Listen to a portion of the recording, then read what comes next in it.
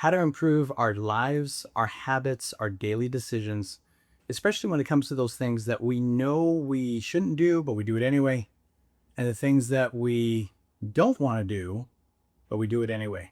I think you probably know what I mean. How do we make all those changes really, really fast?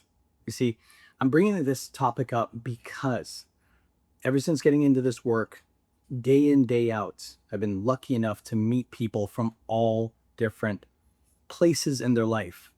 And the one thing I keep noticing is that most people that want to change, including me 20 years ago, before I started learning this stuff, the one thing I've noticed when people think about creating change is they always assume that if they think about it enough, they should do it enough, and eventually the habit will start to kick in. And no offense, I don't mean this rudely, but we do see this kind of belief system on the internet, online. And to be fair, there is some validity to it. It is valid, it is a real thing.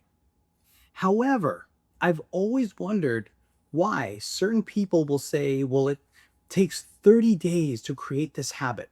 It takes 60 days to solidify the habit. It takes 90 days to solidify the habit. Why do we keep hearing that so constantly and repeatedly? And then there's some people out there that say you can make change in a second. It might take you 30, 60, 90 days to decide to do it, but that moment of decision, of actually transitioning and doing something better for yourself, something that maybe you've always wanted to do but never did before, that literally only takes a moment. Why are there so many different kinds of opinions out there? That, I don't know about you, but that used to frustrate me because I always wanted to know, how do I make my life better? How do I make my body better? How do I make this thing between my eyes, like this thing in the middle called a brain, how do I make that better? And what I discovered in terms of why do some people have the ability to change and level up their habits and level up the results, their lives, why do some people do it so much quicker, faster, seemingly easier? And why do some people struggle so much? Here's where it gets really, really interesting. When you look online and you look for anyone that refers to behavioral change, and of course, this is a gross generalization. It applies to many, the majority of people out there that have talks about specifically about habit change, habit change. Okay. What you're going to notice is that when somebody says, and by the way, this is supposed to be a brain, this is the front of the brain. Okay. I'm going to write C in there for the conscious part of the brain, right here in the front. Whenever you hear somebody talking about, hey, look, you're going to need 30 days, 60 days, 90 days to make this change, to make this improvement in your life. And I don't care what it is, whether it's going to the gym or working out or drinking more water or eating more healthy, whatever the case is, studying for your new job, business, or career. When you hear someone talk about 30, 60, 90 days, what I've discovered is that those individuals focus on utilizing the conscious mind, the prefrontal cortex, the front of the brain, in order to make the shift. And the reason why they say this is because the conscious mind is stubborn. The conscious part of our brain is designed, part of its design is to avoid anything that's a potential danger, AKA something new that we're not familiar with. And it's designed to help us stick to more familiar things because it just makes us feel more comfortable. Now, that's whether it's a good thing or a bad thing. This is why, for example, sometimes people will say, man, I don't know why I always yell at my kids, but I do. I've heard that so many times from past clients. Or someone else to say, we were working with a lady who wanted to elevate her career. And she said, I always believed that I could be this actor or this actress, but I never go for it because I always think I'm going to just ruin it somehow. But she was highly skilled, highly talented. She was trained in that area for quite some time. I'm talking years.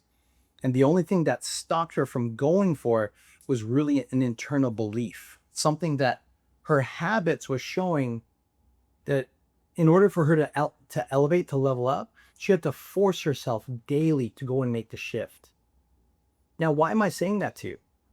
I'm saying that because I want to ask you, have you ever been in that place in your life where you wanted to make a change? You wanted to improve yourself somehow. You wanted to look better, feel better, build a better routine, getting up more, maybe earlier than you do, studying a little bit on your particular topic that you want to master, becoming really fluent in something, a new language, dancing, the arts, something that really lights you up. Whatever that is, do you ever find yourself procrastinating? Well, if you're procrastinating, then number one, chances are, is you're probably, number one, using the conscious mind, which then tells us that if we're going to force this habit to happen in our brains, we're going to need 30, 60, 90 days in order to force the habit to start to shift. And by the way, again, I'm not pointing fingers here. This was me throughout most of my young life, my teen life, my life in my 20s. This was me. Even some parts now, just now I've got much more control over it when I'm starting to notice the habit is not good for me, and I don't have to wait 10, 20 years to change. I can convert that habit in minutes. So I'm not pointing fingers here. I'm part of this scenario, okay? Here's the interesting part. If a person's trying to switch and they want to do it faster, what we've discovered is that there's this other part of the brain, which is kind of like the middle bath right here, which is referred to as the subconscious or the unconscious part of the brain. And to be fair, I'm not actually giving this justice. If you look at the design between the two parts of the brain, in this image, it looks like they're equal, but it's actually not, because the function, to what we've been trained and told, is that the conscious brain can only do about 128 bits of information processing per second. Whereas the subconscious brain, let me change colors here so it's a little obvious for you. Its ability to think, to process, to navigate, to do a whole bunch of things. Like, think of it as like a chat GPT that's stuck inside your head. This thing that we all have that's built in us is more like this. It's actually bigger. It's just, I can't, you can't see the green. You can't see the green. Let me get another color in here. But it looks a lot more like this. Okay, and the reason why I drew the circle that big is because the subconscious has been recorded to process information on an average of 2 million bits of information per second. 2 million bits of information that your brain can process if you use the subconscious versus 128 bits of information. Just push that up a little bit. If you're trying to use the conscious part of your brain. So why is this important? Well, it's important because most people will try to use their conscious mind in order to make change. But you can tell just through the numbers alone, and look, this is not me making it up. You can look online. There's tons of data to support this. This is not my idea. This is something I've been trained on by dozens and dozens and dozens of other people before my time. So I'm just passing on their information to you. So knowing that this exists in all of us, it really makes you wonder, why are people not taught how to access this 2 million bits per second supercomputer that's in the back of our heads? Why aren't we taught to utilize this more versus this? And why that's so valuable is because when a person can learn to use this part of the brain on a more consistent basis, the people that do are the ones that explain on the internet, online, in certain courses, not all, but many, that if you want to make a shift in your daily routine, in your life, in your results, you don't need 30, 60, 90 days to do it. Do it here, and you can literally just make that shift within a matter of minutes. Within a matter of minutes. I wish that showed up more. But I think you can kind of see minutes over here.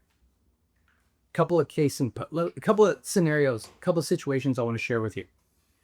For example, last week I was talking to my partner. She's a wonderful lady, and we live, even though we're partners, we have different kinds of lives, right? Part of my daily routine is I like to exercise. I like to get up early. I like to do mental exercise activities. I love NLP and clinical hypnosis and all the other modalities that are out there to enhance this thing that we call our brain. That's me. For her, she's on the opposite side. She likes to sleep in a little bit. Sometimes she likes to sleep in a lot. Exercise, not so much, but she'll do it if it's in the form of a hike. Physical fitness and NLP stuff, not her thing. She's more into photography. She likes taking photos of flowers. She actually runs a side business of creating bouquets for special occasions with her and her business partner. So very different, right? One of the things that we try to do together is we try to go for jogs or runs because we know that cardiovascular health is super important. We do want to live a long time. And we've learned that even just 10 minutes a day of cardiovascular activity can really help with the longevity of the brain. So problems like Alzheimer's disease and other diseases that happen to the brain, the chances of that can greatly be minimized if a person just keeps up their physical activity. Well, for the longest time, when I'd ask her to go with me, and again, no disrespect, it's just an example, something we all go through. I would ask her to go and run, and she'd be like, "Nah, I don't feel like it. I'm lazy. Hey, how about we go for a jog today?" No, too tired. There was always a reason. And what I discovered is that over time, I learned that she wasn't actually lazy, as she claimed to be. She wasn't actually super tired because she had the energy to go and clean up this and clean up her fish tanks and then to do a bunch of other things. She just wasn't interested. But I found out that she wasn't actually not interested. What I found out is that she had a program in her mind that basically said running or jogging or exercise equals some sort of pain. Okay, so running or jogging equals some level of pain. That's what I found out that her mind wired up exercise with. Well, once I discovered that, I basically asked her, I said, "Hey, do you mind just doing this subconscious, what I call a subconscious reframing exercise with me? It won't take long, just take a few minutes. But when we're done, you may end up feeling a lot better about exercise." And she actually said, "Yeah, you know what, let's try it." And she was willing to try it because she knew that even though she didn't feel good about exercising, she knew she needed it. She knew it was important for good health. And again, we want to live a long time. So she knows that eventually she's got to do this anyway. If not for the fun of it, then for the longevity of good health. So after doing this exercise with her, the subconscious reframe, what happened was amazing. When we were done the exercise, I looked at her and I said, "Hey, how do you feel about going for a jog?" Well, this was like 9:30, 10 o'clock at night. She said, "Hey, if you wanted to, we can go out right now and do it." I kind of looked at her and I thought, "Holy crap, really? Really? Do you mean that?" And she said, "Yeah."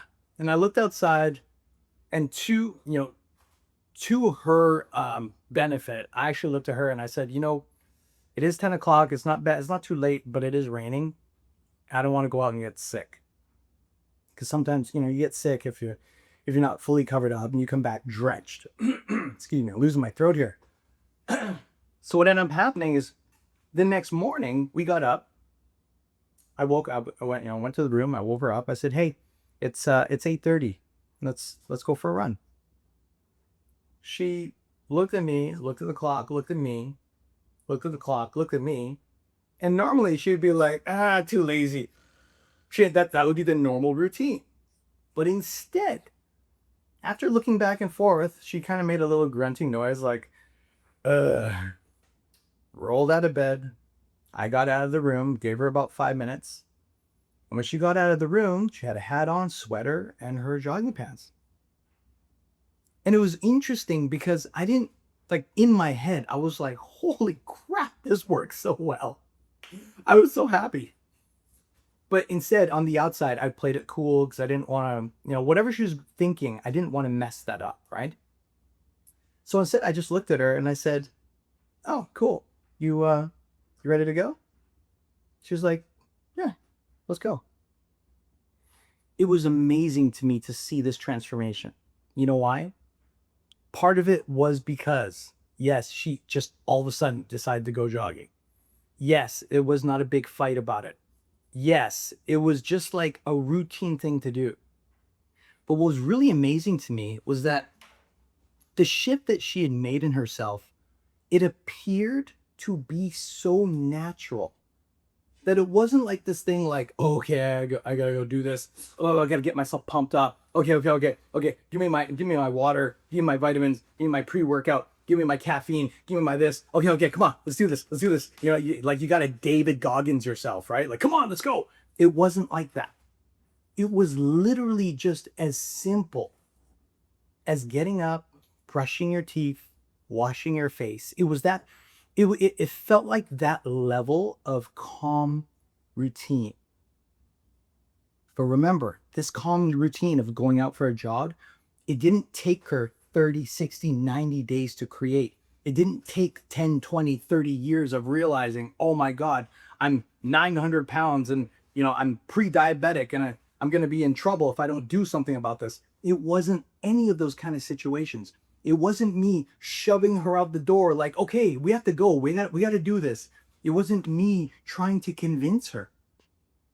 It was literally one session the night before, which took minutes. Then the next morning, the new routine has set in. So in closing, why am I sharing this with you? I'm sharing this with you not to impress you, although to me it's kind of impressive that she's able to make that shift, but more to help you remember if you are stuck, if you're in a place where you're like, God, why do I do this all the time? Why do I do this to myself? And it could be anything. I've heard it from so many of my clients, or our clients. Why do I yell at my kids? Why don't I take care of myself better? Why do I say such horrible things to myself? Why am I always going through these thoughts that make me feel so depressed? Why am I angry all the time? Why is it so hard for me to find the love of my life? Why can't I talk to my spouse, partner, friends? Why am I always pissed off at them? Why is it so hard for me to even get back in the dating world for those of you that are single and going back out in the world? If you're finding struggle, and again, in closing, this is not my teaching. This is something my teacher passed on to me. He said, if ever you're in a place where you want to do something and you find yourself not able to really go for it, he calls that resistance. So he basically said, Alan, if you're in a place of resistance where you're trying to level up in something and you can't do it, something in your head makes you feel stuck. He said that is when you know you have what's called a limiting belief. A limiting belief. And it's limiting because you should be doing something that gets you up to here, whatever that is. You're capable. But then there's that thought that you get sometimes, right? Where it's like, well, what's holding me back? Something's holding me back. Something makes me not feel right about going after this thing. That is the signal that he defines as a limiting belief.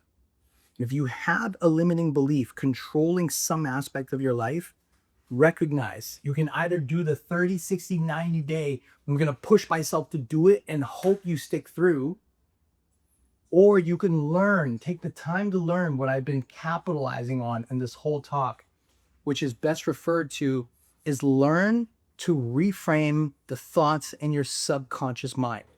Subconscious reframing is 1,000 times faster and more powerful, in my opinion, than trying to lug it out for 1, 2, 3 months, 1, 2, 3 years, 1, 2, 3 decades, and trying to force up. It's like willpower.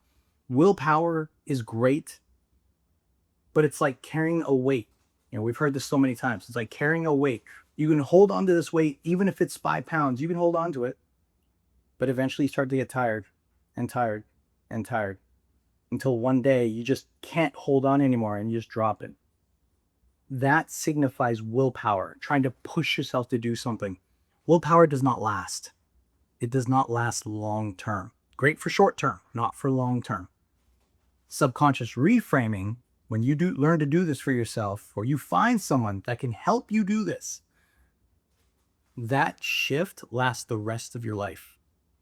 Or at least a lot longer than what you have to do holding this and hoping that you don't drop that new kind of discipline or habit that you're trying to use to elevate your life.